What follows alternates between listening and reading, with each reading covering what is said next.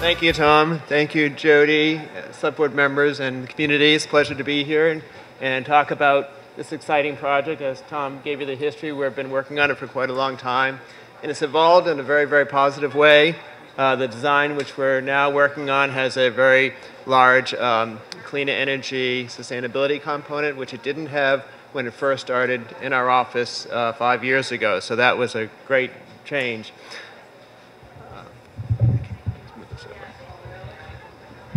Just to orient you as to where the building's located, it's going to be in the town center in the old location of the fire station. That's the old fire station there, police headquarters and town hall.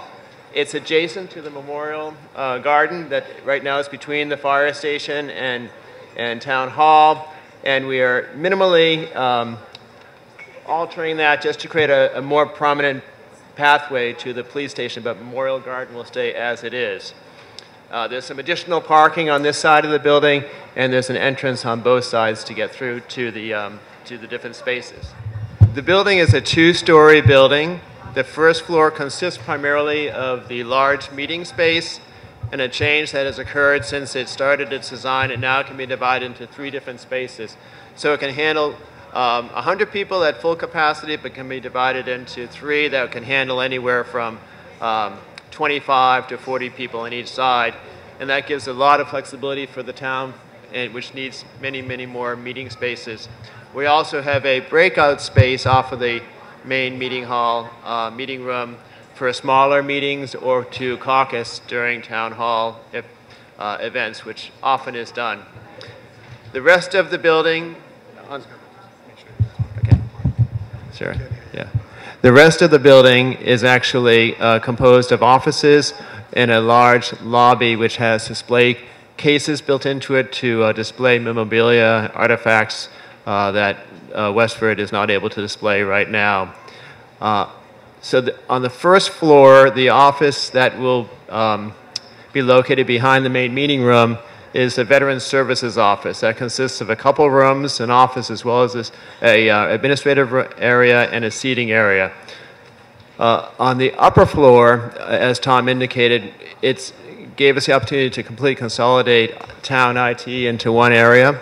So they are presently housed in different locations on town, not very well organized. This gives them a large open workspace, some private office, storage area for all the equipment that they receive and assemble, as well as a large IT rack room.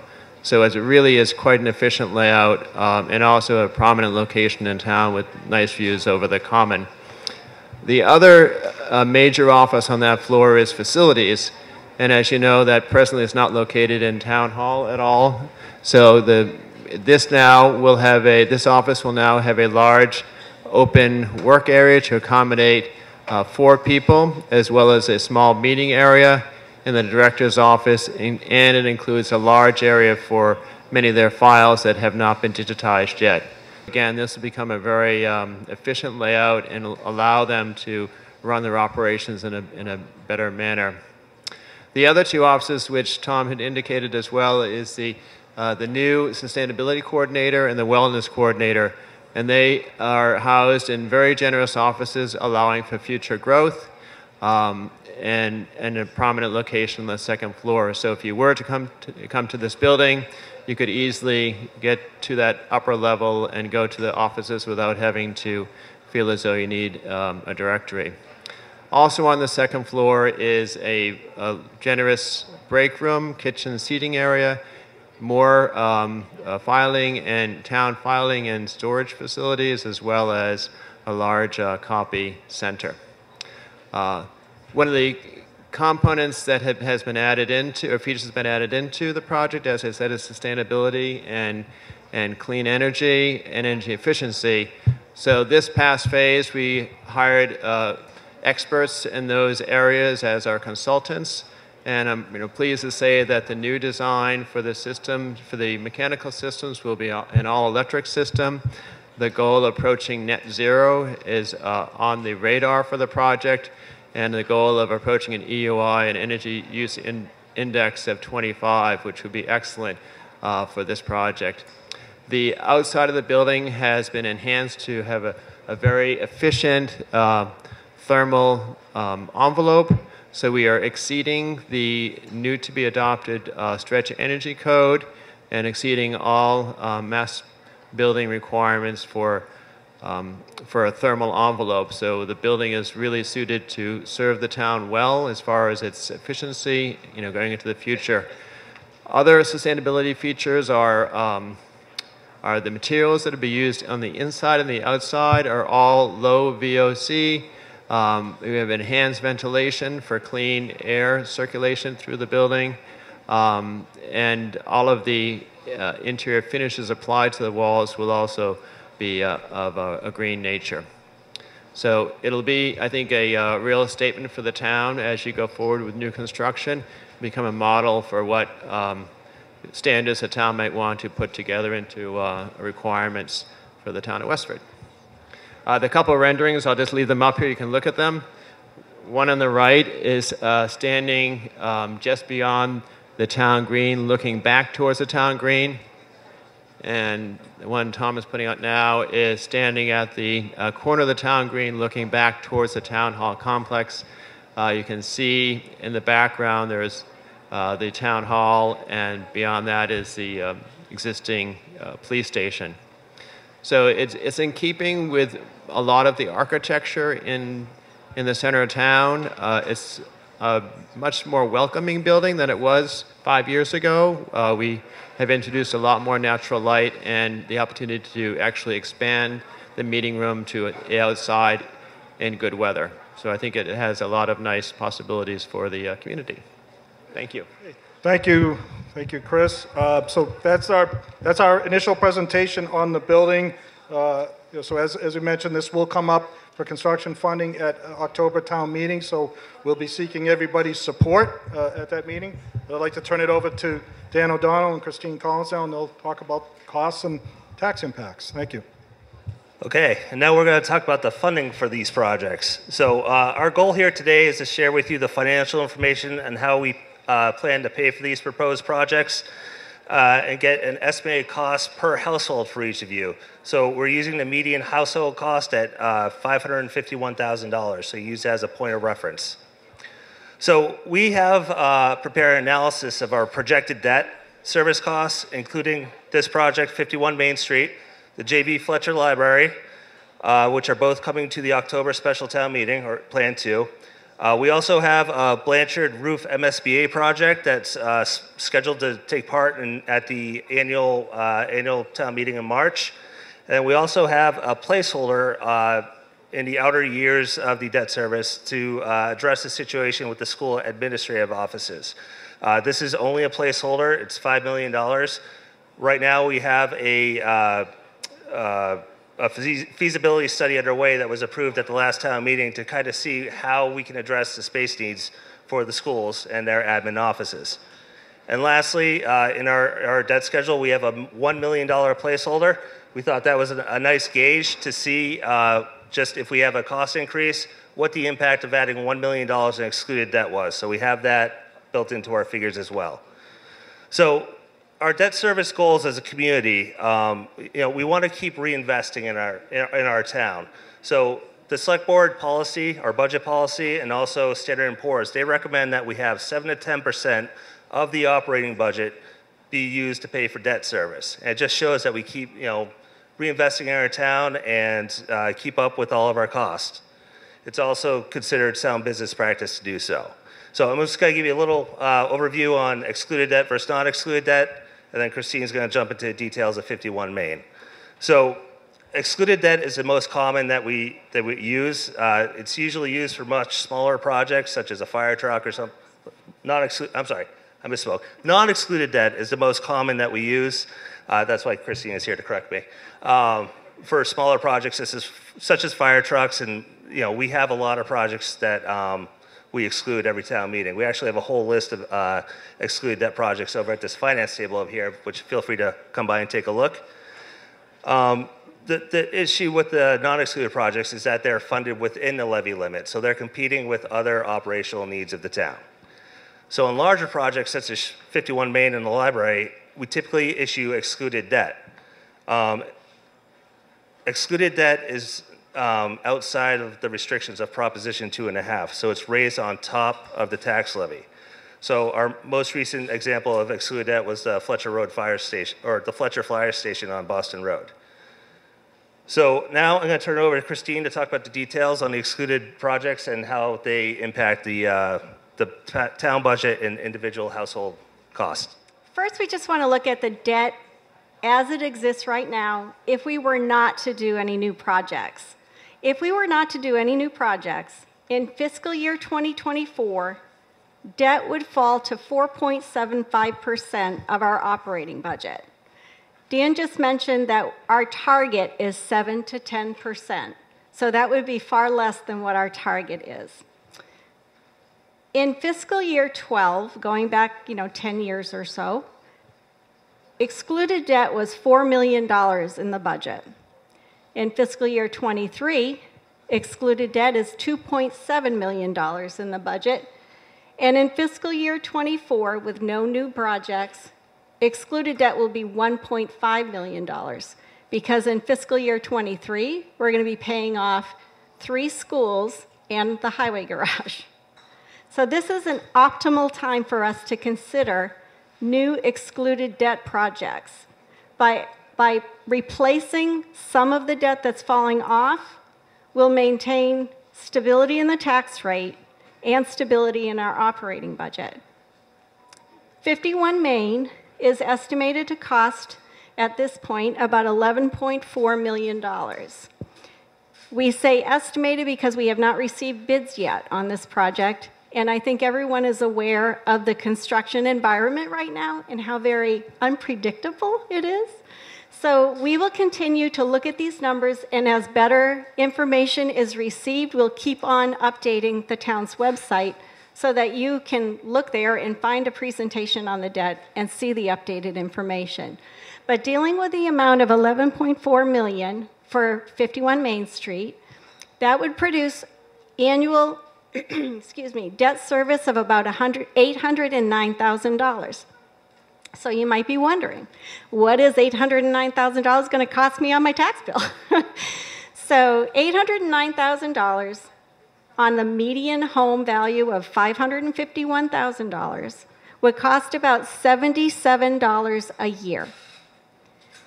In fiscal year 2022, so that's before all the school debt gets paid off, right? In fiscal year 2022, the total of excluded debt on a $551,000 property was $302. Since all of this debt is coming off in fiscal year 23, even if we approved every single thing that Dan mentioned, the library at the rate that we're seeing, the 51 Main at the rate that we know right now, $5 million for the school administration offices, $3.5 million for Blanchard Roof, $1 million contingency, we're still hanging around $300 of excluded debt on the tax rate. So our goal here is to plan carefully, provide for the needs of the town, and be aware of what we're doing and do it in a very deliberate way. So. All right, so we're a little, I think, ahead of schedule, but let's jump right into the J.V. Fletcher Library. And we have Ellen Rainville speaking to that, and I think it's Marianne Fleckner here too. Thank you so much. I'd actually like to introduce the chair of the Library Trustees, Marianne Fleckner, and she's going to introduce the elected board members who are here with us tonight. Hi, good evening. So I am Marianne Fleckner, the current chair of the Library Trustees. So honored to be with all of you tonight. And I would like to point out a couple of trustees who are also here tonight. I see Buffy Dirks, she's waving. And I think Glenn Secor, who is also here. So welcome. And we are so honored to be with you tonight. I just want to say very quickly, a quick little short blurb here is that I moved here about 30 years ago, so I'm a transplant. And when I moved here, it was pretty awesome to meet so many new friends and people in the neighborhood and throughout the community. I love Westford. And so I would introduce myself as Marian Fleckner. Hi, I'm Marian Fleckner. And people go, oh, very nice meeting you. And then I thought, wait a minute. How about if I just say, I am Marilyn Frank's daughter-in-law? And then all of a sudden it was, exactly, right? Oh! So, hi, Mom. Also is that we are so thrilled to be with you tonight. I'm going to hand it over to Ellen, and I am so honored to be able to have Ellen as our library director. She has been the library director for us, for Westford, for 50 years.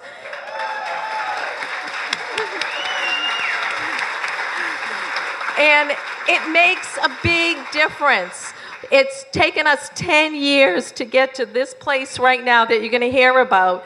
And I will tell you that Ellen, with her 50 years of experience and also her knowledge of this library that we love so much, makes a big difference to be able to get to this net zero emission. And so, Ellen, here we go. Thank you, Mary Ann. So I hope you have on your table both an outline. This PowerPoint is also on the library website, westfordlibrary.org, and our special infographic, which will give you a summary of the library statistics and data and our return on investment for every tax dollar you spend on us. I think tonight you cannot accuse your town officials of not planning. We also stand before you at a critical juncture on a project that has been more than 10 years in the making. At the March annual town meeting of 2012 and the March annual town meeting of 2015, the town voters approved funding so that the library could go forward and apply for a planning and design grant from the Massachusetts Board of Public Library Commissioners. That is the state agency that oversees public libraries in the Commonwealth, and it's the oldest state agency in the United States that oversees libraries. So with $55,000 appropriated from the town, we secured a $50,000 planning and design grant, and the Library Facility Needs Committee met over 2 years, 36 times. It was comprised of the library trustees, members of the Permanent Town Building Committee, and they did all the work on, we wrote a building program, did geotechnical studies, studied 5 different alternate sites, did borings, did hazardous materials studies. So we did a great deal of technical deliverables that were mandated in order for the next grant. This was a stepping stone grant. So in January of 2017, the construction grant was due. This one. And we competed with other libraries in the Commonwealth for a construction grant to renovate and add on to the J.V. Fletcher Library. Our most recent edition opened in 1988, and we were once again eligible for state funding. We competed and were one of 33 municipalities that received a provisional grant notice. The first 9 received funding in 2017. The rest of us have been on a wait list, steadily moving forward to the time when we would know we would get a grant notice. Upon a grant notice from the Board of Library Commissioners, we would have 6 months as a town to vote in the approvals of the project. Now, we have always thought that we would get that notice in July of 2023, but we have received it 1 year early, which will explain why we're right back in front of you again. So we do thank the Finance Committee that appropriated $20,000 and this most recent town meeting that appropriated $10,000 so we can do cost estimating, which we are very busy doing. So you'll see from our PowerPoint that we're trying to address certain needs in the library, especially the size of the children's room, the need for a young adult and tween area, the need to have more study and collaborative spaces, additional meeting space. Free meeting space is a significant need in this town. Prior to COVID, we turned away 33 requests for meeting rooms every month. So we are looking for a net zero building, and we are looking for a building that is code compliant for new fire codes, stair codes, elevator gurney codes. Our mezzanine is not code compliant. So we have in places an old Victorian building and in places a 1988 building. Our usage in FY22, the year we just closed out, may surprise those of you who think that the internet has completely eradicated the need for public libraries.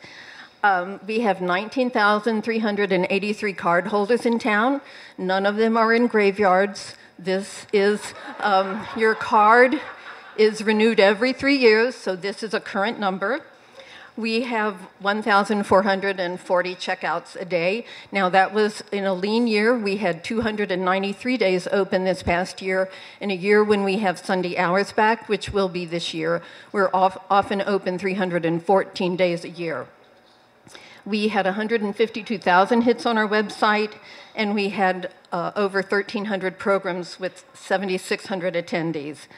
When we count all of our circulation and database use, we have over 460,000 items being accessed by Westford residents.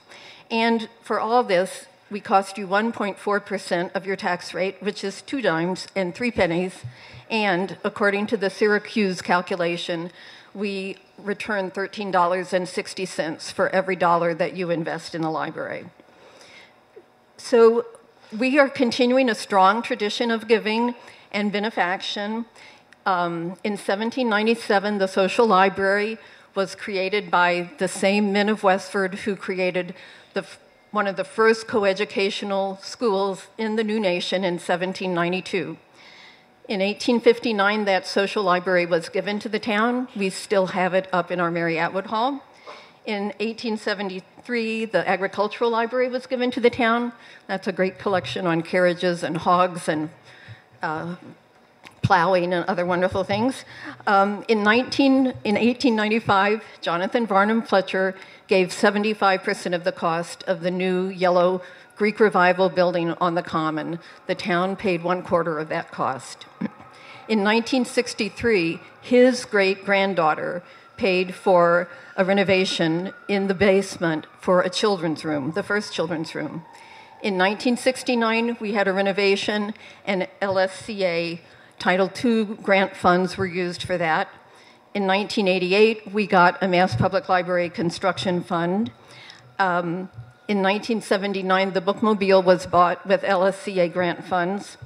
And then from 2007 to 2012, when things were really looking kind of raggedy, and held together with duct tape, the Friends of the J.V. Fletcher Library did considerable fundraising so that we could have a beautification project. So now we are in line for $7.851994 million. That's only a portion of the cost of the library, but it's more than the town's entire ARPA fund. We are waiting on our sustainable costs. We are updating our construction costs. If you look at the very last page of the construction PowerPoint, you'll see that our original estimate was that the town would pay $12.3 million. We would get a grant of $7.8 million. We would fundraise $1.3 million, about 1/3 of which is already fundraised, and we would have a total project cost of $21.4 million. We do expect that to go up because that was our estimate for 2020. So again, this is a grant we have been working on for 10 years now. So we will have new project costs and sustainable costs this month because we have no alternative. It's been exactly 2 months since we received our grant notice, and we will be streaming to October 17th special town meeting, Article 6, and following that, there will be a debt exclusion vote at the local ballot November 8th. And we have until January 9th to let the Board of Library Commissioners know that this community is interested in going forward with the grant. So that is where we are between now and January. What would happen beyond that point is all of 2023 would be spent on design development, funded by 20% of the grant, so we wouldn't be bonding that first year. And beyond that, we would anticipate that groundbreaking and addition and building would start in spring of 2024. And hopefully by late 2025 or early 2026, we would be dedicating a library. Now, this is the exterior with the parking lot. The front of the library is, we're in the historic district. It stays historic. It stays untouched. We've already had Community Preservation Act funds to restore both the stained glass transoms on the front of the building and the original Greek windows. But we would have a modern exterior, and we would return to the 3 floors that we had in actually the original 1895 Victorian building. So it's very similar, except the children's room triples, the teen and tween room doubles. We actually will put that on top of the children's room so that 2 noisy populations can be right next to each other. We keep the Mary Atwood and hope to get its skylight back.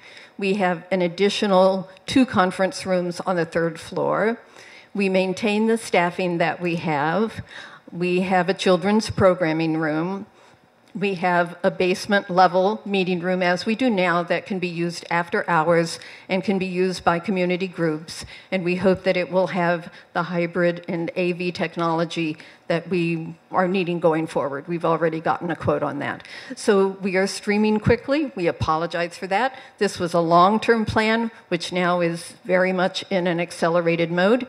But the good news is our cost estimates and our estimates will be quite up to date and extremely current when we bring them to the town. Just looking around, I just wanted to add one more thing, is that many, many of you are friends of the library, and we are so appreciative of that because we just came off one of the most successful summer reading programs, one of the largest ones in the whole Commonwealth, and our friends are huge supporters, and we have one of the largest friends groups in the whole Commonwealth. And I see Mary Ann right here in front of us, led by Mary Ann Seraphin. And so thank you, all of you who are friends of the library. So Dan was going to give you a few minutes. We know we're standing between everyone and dinner. So for the library, we did the same exercise. We wanted to cost out how much it would be. However, we are still using the 2020 estimate, the 21.4 million, of which just over 12 would be excluded. So with that in mind, with the 12.1 million, construction costs would be about 800, or the debt costs would be about 859,000 per year, which equates to about $75 per household. It's very similar to the 51 Main Street. But we want to give you a sort of a point of reference for every million in addition to that that's added on to the debt exclusion. It's about it's about $6.75 for the median household assessed at 551,000. So if it's 2 million, it's $13.50 per year, and so on. One thing I wanted to point out too is that we have this debt exclusion bar graph up here. It's a nice visual of how all the debt is falling off, and then we're rebuilding on that debt as it expires. So if you want to come by and take a look, those are all the new projects that were listed on the right-hand side in the outer years. So, are there any questions? We had one question about parking. Where are people going to park? Was that a parking question? Yes, so the parking has 79 spaces, and that is an improvement over what we have right now. It's not as much as we would like, but that is what we're able to get on the site currently. And I should also add, libraries are all about sharing, and so I need to share that there is an initiative right now. All 13 libraries who received provisional notices this year, 4 of us who didn't expect it, and the 6 who get it next year, we are all looking at approaching the governor regarding unexpended ARPA funds that are available at the state level, because every project is concerned about the construction costs and, of course, the sustainable initiatives that we all want to include, that we're not anywhere on our radar when we were writing grants in 2016. So that is a possibility that we have in the future. And collectively, we are working on that, and we hope that there might be some relief on that score. Couple more questions over here. Since I moved here 4 years ago and really appreciate it. About fundraising interest, I know when Littleton opened their library, they did a whole lot of PR about over $1 million and keeping a lot of the off the tax rolls. So as we get closer to actually bonding, we have an extra push on fund to keep our taxes as low as possible. Okay, I think that was a fundraising question. So 1.3 million is estimated to be fundraised, and a small amount of that is a desire to go in front of the Community Preservation Commission for the original skylight in the Mary Atwood, which still is up there. It's just covered with plywood at the moment. So yes, there is that initiative will be in place to do fundraising, and it will largely be for furnishings and finishes, because that will be one of the last things that we put into the project. So this is important, and it's one of the things that is on the very final panel of your PowerPoint. We do not go to the bottom of the list. The grant amount is not a percentage of the construction total cost. That money will go to another library unless we take positive votes and positive action and reclaim our tax money for this community. Thank you so much, Ellen and Marianne. Dan, Christine. We're always here to answer questions, so if something comes to you later tonight, you can ask us. Please visit the exhibits, and we do have one on the debt exclusion questions. But before we break for dinner, I wanted to introduce Shyla Gillette, who is from Flowers to Empower. She's going to say a couple of words. Hi everyone, my name is Shyla Gillette. I'm a junior at Westford Academy. I'm here today representing an organization called Flowers to Empower. Flowers to Empower is a nonprofit organization that is run completely by girls in grades 5 through 12. We currently have about 30 members working with us, like 30 girls. Our mission is to empower young women to become leaders and entrepreneurs. We do this through growing fresh flowers. We have a garden located next to the Westford Community Garden, and picking them and arranging bouquets and selling them around in places around town. Some of these places include Muffins on Main, Farmer Dave's, and Ace Hardware, among others. You can find all of these dates on our Facebook page. We would like to give a big thank you to Westford Rotary for being our fiscal agent, Westford Remembers for their grant, and the Conservation Commission for giving us the land. Please buy our bouquets. So we're going to get started on our speakers, and we're going to go right into community wellness. We have a new coordinator, Nicole Laviolette, and we're going to hear from two of our esteemed select board members, Vice Chair Tom Clay and Select Board Member Scott Hazelton. So if we could give them their attention, our attention, your attention, that would be great. All right? Thank you. So Jody said Tom and then Scott, but I'm Scott, in case you didn't know that.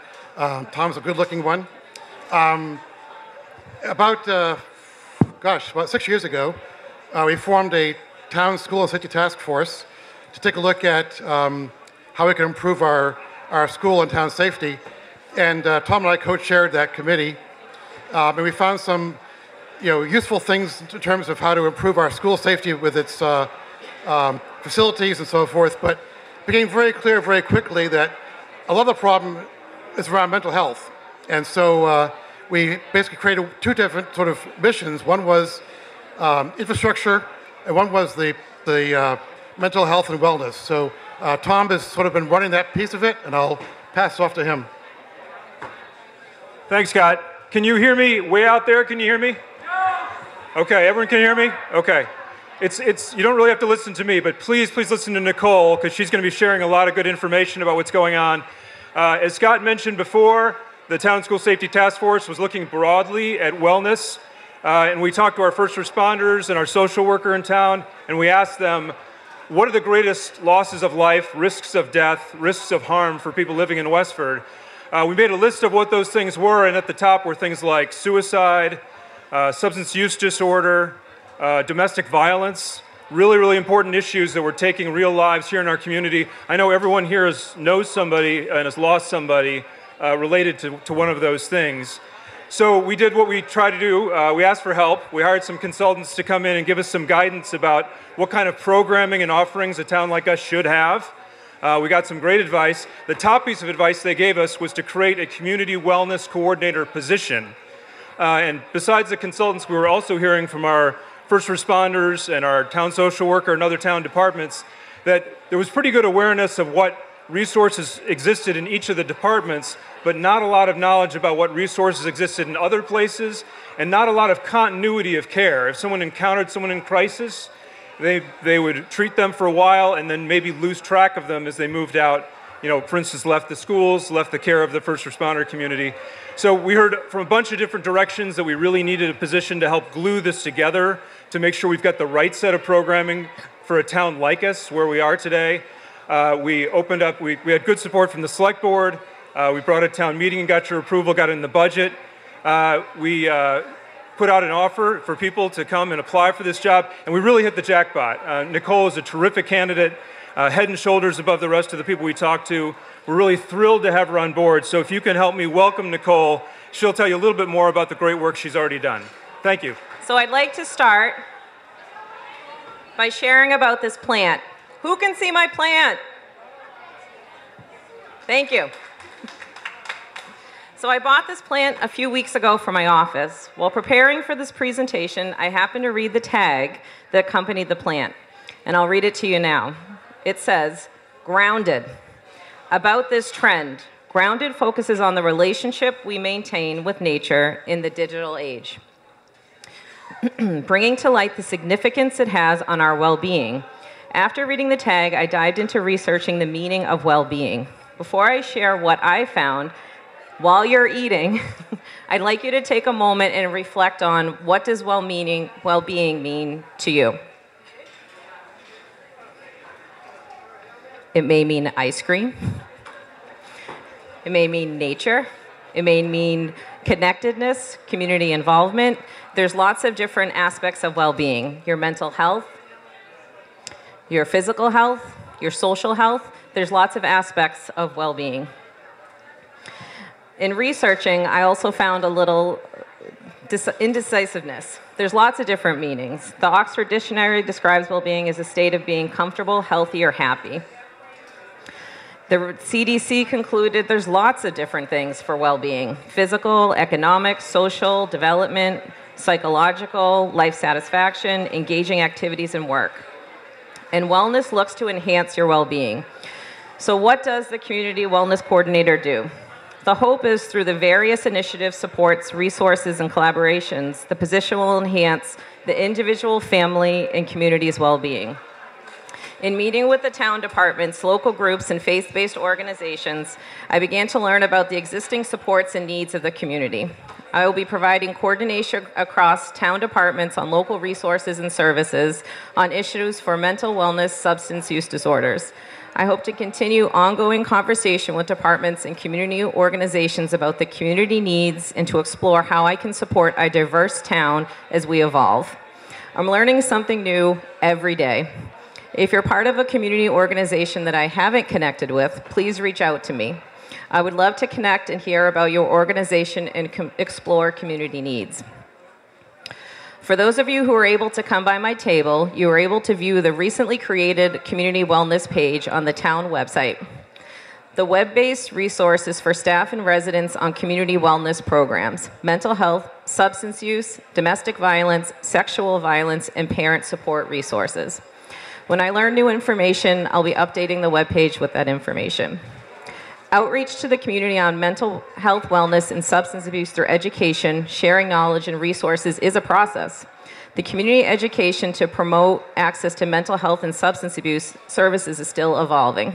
We are still exploring how this will occur and are open to hearing from the community about your ideas. Alice and Christopher, the COA social worker, created a wonderful social service resource guide that is linked to the COA webpage and the community wellness webpage. I'm in the process of inventorying new resources and updating the list, which once created will be updated on the town website. The list allows residents to explore supports independently. If a resident has questions about a support or needs further assistance, you're welcome to call and ask questions about the information and what may be the best fit for you or your family. As we think about resources available in our community, what do you see the gaps in services? On your table, underneath the flowers, are little slips of paper. On there is an opportunity for you to share about what you see are the gaps in our community. If you have a moment, and I'd appreciate you to jot down some ideas, leave the papers on the table and we'll collect them at the end of the retreat. One community need the town has identified is a need for a quicker access to mental health services. Those seeking mental health services tend to run into long mental health wait lists, which can be additionally challenging to your own wellness. The town would like to help shorten your wait list for services by offering a mobile clinician service for those in need. The Select Board recently approved ARPA funding for a town mobile clinician. To explore if the mobile clinician would be fit for you or your family, please reach out to myself or Allison to explore the mobile clinician.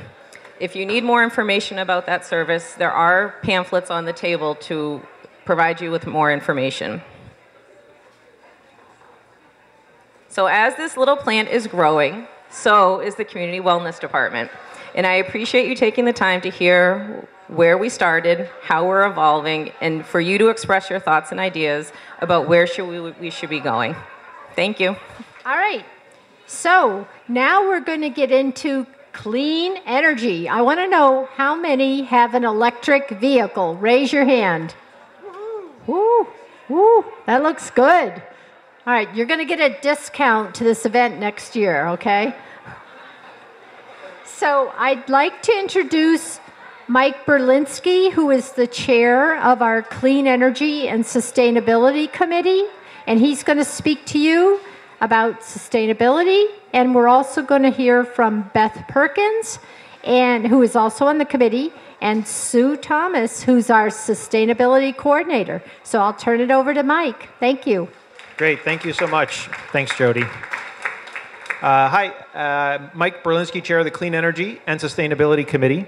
We were formed by the Select Board to guide the town towards its goal of net zero greenhouse gas emissions by 2050, and that followed a resolution at town meeting. The first thing we did was form a net zero subcommittee to focus on this work, and Beth is going to talk about that just after me. First, I want to talk a little bit about sustainability, the importance of that work, focusing on the energy and environmental systems in the town. I'm talking about meeting the needs, our needs, without compromising the ability for future generations to meet their needs. I'm talking about the climate emergency, the observed increase in extreme weather, such as heat waves, drought, flooding, hurricanes. So it's really important for us to meet our goal of net zero. Now, I want to highlight some recent legislation that passed at the federal and state level. At the federal level, Inflation Reduction Act, and at the state level, Act Driving Clean Energy and Offshore Wind, because they make some landmark efforts to help climate fight. They are making incentives available at the town and individual level that we can take advantage of to lower our energy usage, protect our natural resources, and lower our energy costs. Now, I want to highlight what's going on in town with the building projects and the net zero options being explored. We heard tonight the 51 Main Street project, and we appreciate the collaboration with the Permanent Town Building Committee and the Fletcher Library, and we appreciate the leadership from the library staff and the Board of Trustees to explore net zero energy options. That is going to not only reduce the carbon footprint of those buildings, but also lower their operating costs. I'm also very excited that we have a sustainability coordinator, and I'm thrilled that it is Sue Thomas, and I look forward to hearing her comments later. Now, I encourage you all to get involved, follow the discussions at the Select Board and our committee. We meet once a month virtually. You're welcome to attend, and thank you for your attention. And now I'll turn it over to Beth. Hello. My name is Beth Perkins, and I headed up the subcommittee of the Clean Energy and Sustainability Committee that developed Westford's climate roadmap to net zero. So I'm going to start by talking about what are the key components of any roadmap. And here's a question for you. Let's say you're in a downtown area or a park, and you see one of those kiosk maps, you know what I'm talking about? What's the first thing you look for on the kiosk map? Come on, what do you look for? We are here, exactly. You are here. In order to get somewhere, you need to know where you are. Here in Westford and in communities throughout the country, we need to reduce our greenhouse gas emissions. Specifically, we need to get to net zero greenhouse gas emissions by the year 2050.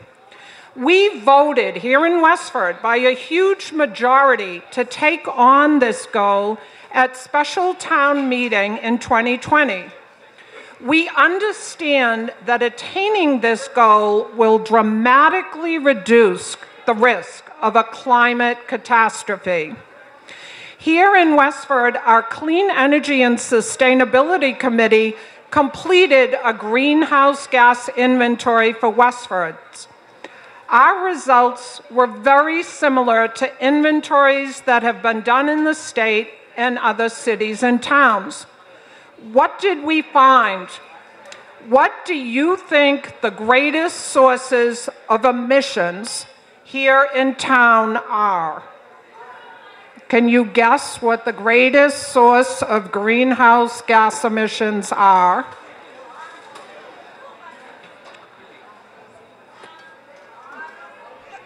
Okay, I'm hearing a lot of right answers out there. The answer is that our buildings are the #1 contributor to emissions at 58%.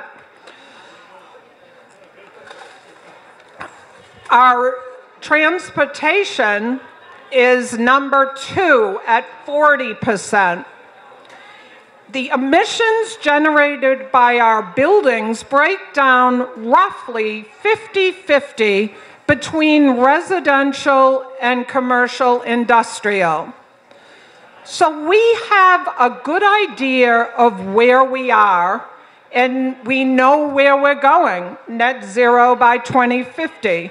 Westford's climate roadmap plan incorporates the standards provided by the state of Massachusetts and other cities and towns. What does it recommend? #1, transition to clean energy sources in our homes and businesses. This means we need to phase out fossil fuels and electrify our heating and cooling systems and our appliances. How many, raise your hands, how many of you have a heat pump or are considering one? They now work in all climates and save you money over their life cycle. Check with Mass Save for new generous rebates and incentives. When the time comes to replace your boiler or purchase an air conditioner, get an electric heat pump. Number 2, transition to clean electric vehicles in our transportation system. How many of you have an EV or are considering a purchase? Great. They're coming down in price, their range is increasing, and charging stations are being installed throughout the country. Number 3, this is the last one. Clean our energy supply, our electric grid, so that electricity coming into our homes and businesses to power those vehicles and those heat pumps is generated by 100% renewable energy. Consider opting up to 100% renewables in Westford's Power Options program. To summarize, the 3 biggest steps we can take to reduce emissions are to electrify our buildings, electrify our transportation, and green our electric grid with renewable energy. And there's one more big step forward. Because we know we will not be able to completely eliminate all greenhouse gas emissions, we need to preserve and enhance the health of Westford's forests and wetlands because they absorb carbon. Our climate roadmap provides detailed goals in all these areas, specific goals and recommendations for residents, businesses, and our municipal buildings. To get involved and find out more, visit the Clean Energy and Sustainability page on Westford's town website. And 2, consider joining Westford Climate Action, an active group of residents committed to fighting climate change. A great man once said, if you don't know where you're going, you're not likely to get there. Any ideas who that was, that great man? Forrest Gump. So we know where we are, we know where we need to go, and we have a roadmap to guide us. With the support of all of you, we can get there. One of the major recommendations of Westford's climate roadmap was for the town to hire a sustainability coordinator. We are thrilled that the town received a grant to fund this position and that Sue Thomas, an active member of Westford's sustainability community for many years, will be filling that role. I'd like to introduce you to Sue Thomas. Thank you so much.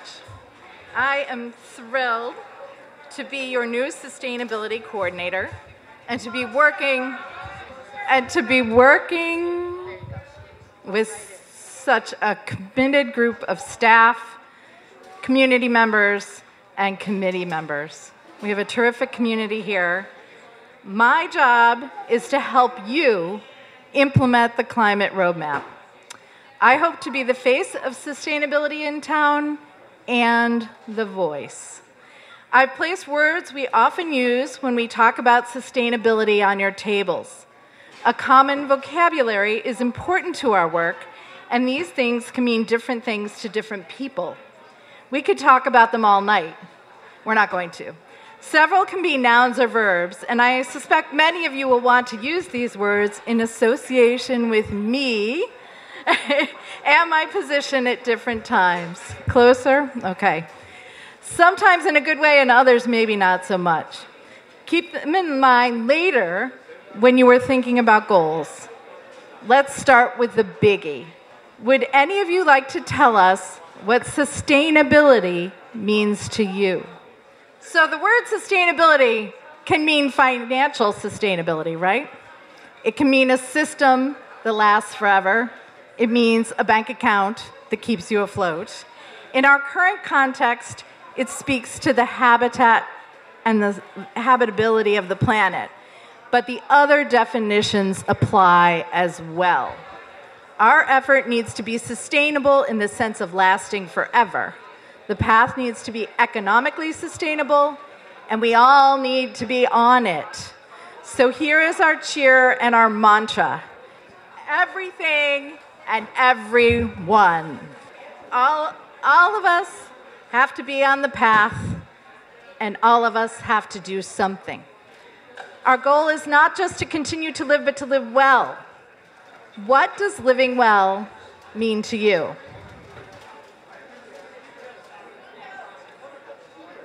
I hear a couple answers out there. To me, it means access to nutritious, delicious local food, clean air, clean water, housing that is comfortable and safe from the elements, set in a natural, biodiverse, and thriving landscape, and shared by people I love. I want to preserve that. So everything for everyone. You've heard it before, all these things are in danger. We can protect ourselves by changing the way we live, by developing habits that incorporate sustainability principles into how we think every day. That is the job. It is not easy. Change is hard. New habits and new habits of mind are hard.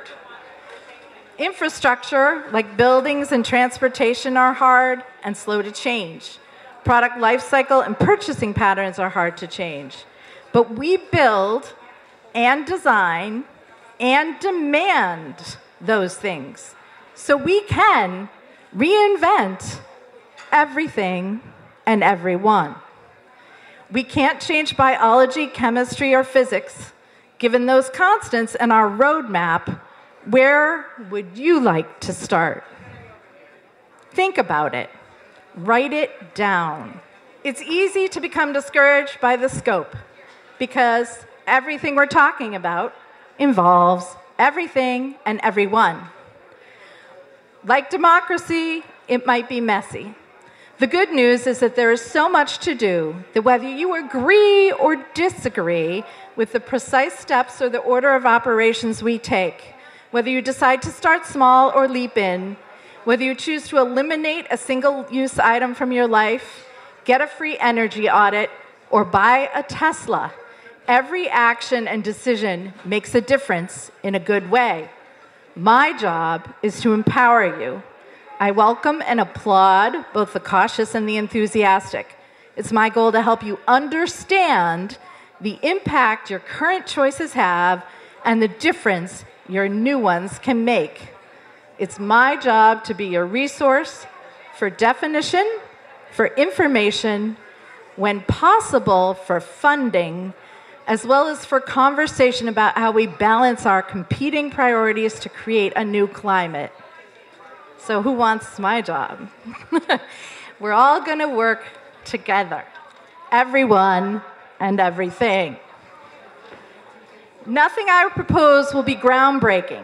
It may sound that way the first time you hear about something new, but it's human nature to assume something new to one of us is unproven and therefore a potential threat. Our brains are wired that way in order to protect us. My job is new to Westford, but it isn't new in the Commonwealth. Many of our neighbors are walking the road ahead of us. I pledge to seek proven paths and to provide models of success. Where I see risk, I will tell you.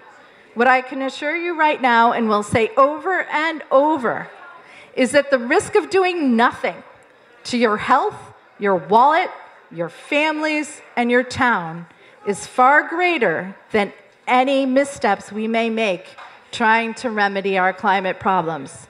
My role is to partner with all of you so that each of you feels empowered and confident to act in all the areas of your life where you have a hand and a voice to further the work of sustainability.